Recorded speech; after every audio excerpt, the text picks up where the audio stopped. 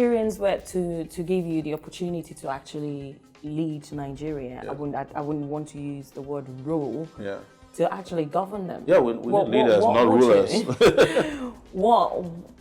What do you have in mind? How do you intend to actually achieve bringing Nigeria forward? Oh, fantastic. You know, I would say the first three things we need to do immediately, and we have 10 to do simultaneously, but I would say three first is to get Nigeria to become secure again. Nigeria is completely insecure. There are countries that are at war that are doing way better than Nigeria during peacetime in terms of violence, in terms of public safety, and every other thing that has to do with safety. You have Boko Haram running riots all over the place. You have herdsmen killing farmers.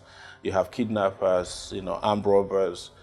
Policemen are going haywire, abusing human rights through what they call SAS, which is Special Anti-Robbery Squad. Nobody's safe in this country because everything is falling apart and things are degenerating. And the second thing is, of course, power, electricity.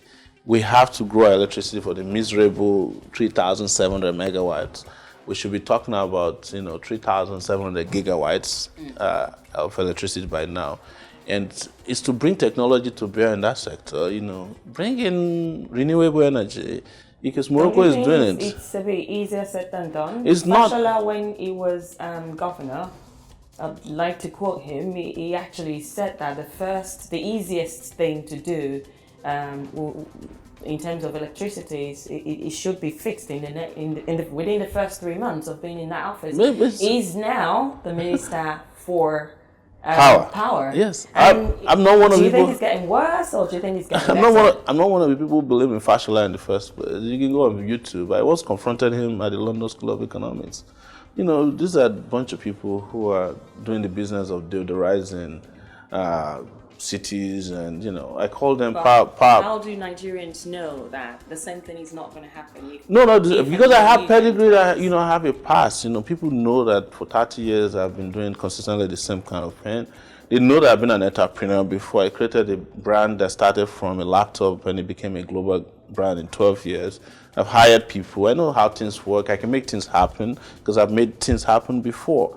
Some of them that you see who are in power today, they somehow credit Sahara reporters for opening the space for them to come to office. Even when it's convenient, they also accuse us of doing things that are wrong. But that shows to you that they know that when it comes to consistency, there are things to be done. There are a lot of low-hanging fruits out there. If you're a leader who can follow the money, which is what I've done at Sahara Reporters, I follow the money everywhere, including to their bedrooms, bank accounts, follow it to Dubai, UK.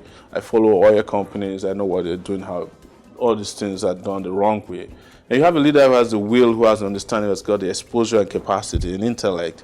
It's easy to do so many of these things. It's not exactly rocket science to get people to come and fix solar panels or create solar farms, because you can calculate how much it will cost to do it in the northern part of the country per square kilometer, and how many kilowatts of electricity it will generate, and how that you can do a turnaround. In some cases, 90 days is how long it takes. But when it comes to the Nigerian factor, where you ask somebody to import solar panels, and they insist first and foremost that you should give them SUVs instead of solar panels, then you have a problem. When you ask people to construct road, I wanted to talk about infrastructure as the third major reason why we're lagging, and we need to immediately do that. When you ask people to do that, when you ask people to go and construct road and you first ask them to go and build you a house, you are not telling the contractor to do his job. So you have a bunch of selfish, greedy leaders in this country, and Fashola is one of them. I have said it before, I've confronted him before. When he left as governor of Lagos State, they found out that he built a borehole for 600 million naira, and he built a parking garage for some ridiculous amount of money. Leaders like that are not real leaders. There's a difference between doing the talking and walking the walk. And these are the kind of leaders I have confronted with Sahara Reporters over the years, exposed them. And when you look at it overall, it's so easy to get a lot of things done, as opposed to being difficult. But they like to press the panic button among Nigerians or within Nigerians by saying, oh, Nigeria is a complicated place. It's difficult to do things.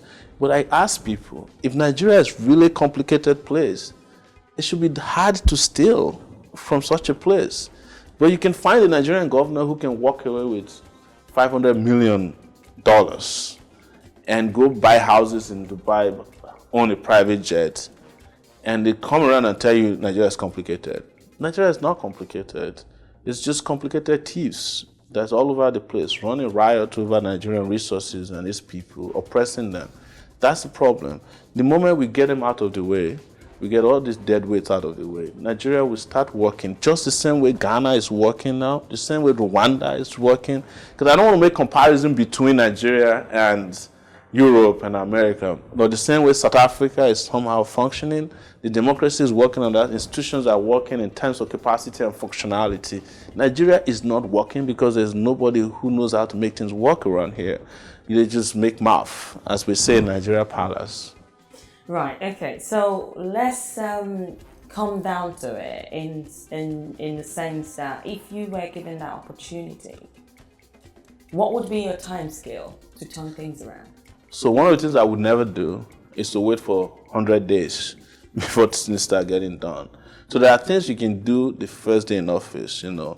As a commander-in-chief of the armed forces in this country, you can get the police to stop collecting bribes on the highway by removing all of the roadblocks that they create for extortion. So that one, you think even without the roadblocks, they can still do it? They can do it, but you know that's one area where you can start. You know, it's a matter of symbolic leadership as well. By saying, you know, there's a non-nonsense sheriff in they're reporting to other people. Yes, as well. So and I will be on their case because I can get feedback to say, look, this is what has been directed, and we'll be communicating with the public. Mm-hmm. That's the way you can use technology to do. Right now, it's almost a crime to pull out your cell phone if you're talking to a police officer.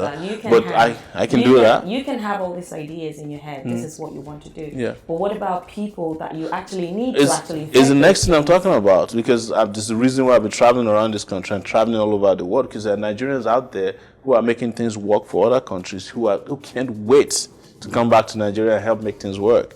But with all these incompetent leaders, they can't even find them. And when they find them, they always look for the worst Nigerians to come back home and perpetuate the same kind of problem that's on the ground. So we're meeting all those guys. You know, you can't believe that there are Nigerians out there who are like tunnel engineers.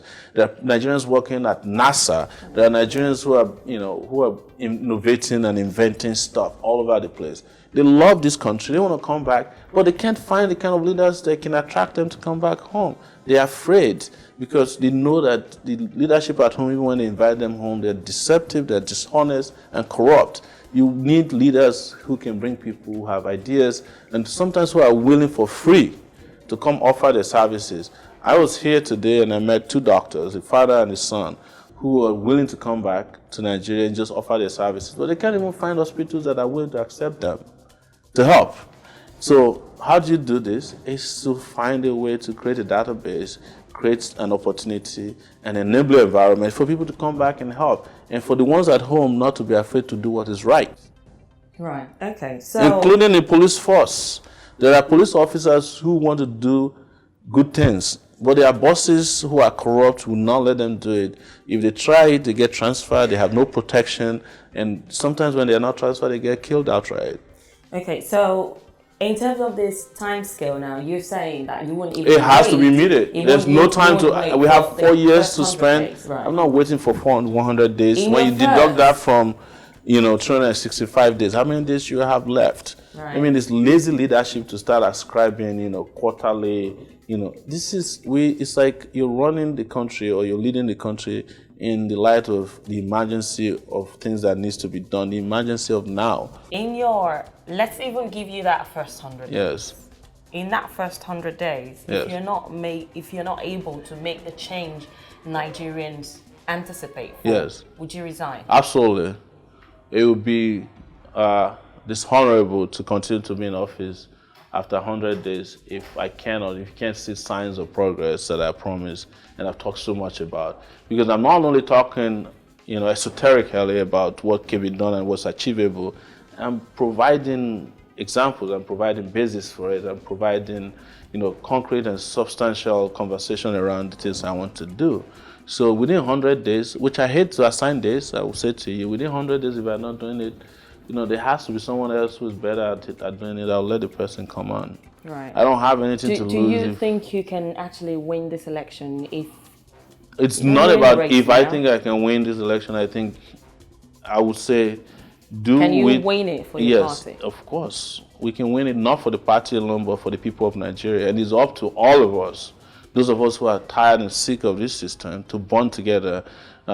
We're bigger and larger in population, we're stronger in will, and we are more solid in determination than the people who are ruining But Nigeria some today. people would say, for people like you, Yes. in most cases, it's actually just to stay relevant, just to be there, just so after whoever it is emerge as the president, then they can offer you something, or they'll probably just offer you something to step down. No, that's not true. Nobody can do that because, again, I'll draw you back to my history. When I was at the university, 20-something years old, I was a big player within the political system. I was one of the protest leaders when military leaders were distributing cash to some student leaders and civil society leaders to keep them silent. And I never partook or participated in any of those corrupt activities. At Sahara Reporters, I came across a lot of pressure, people who would offer me anything just so that I could get off their backs. And I never went that route. And that's the reason why I can challenge them today to do that. So it's not about relevant, it's about the future of this country. I'm not trying to stay relevant. If I want to stay relevant, probably Sahara Reporters is a better place to do it because it was a good place to be for a long time until I started doing this. And I would say with due respect and humility that I was pretty relevant at that time because I was the thorn in the flesh of a lot of political actors in Nigeria. But people who say these things are entitled to say it. A lot of people are cynical about this. A lot of people have never done anything so big, so great in their lives, so they don't understand why some guy will come from nowhere and just say he wants to change the country. But they also have to understand that when change is about to happen, it takes people like this, it takes conditions like this. The objective conditions for a revolutionary change in Nigeria is here with us. And it's not about relevance, it's about making sure that this country works for the people of Nigeria. And that is going to happen whether they like it or not. Brilliant. Yes. Thank you for coming on this program. So that brings us to the end of today's episode of Updates with Ricky. We hope to see you sometime again next week.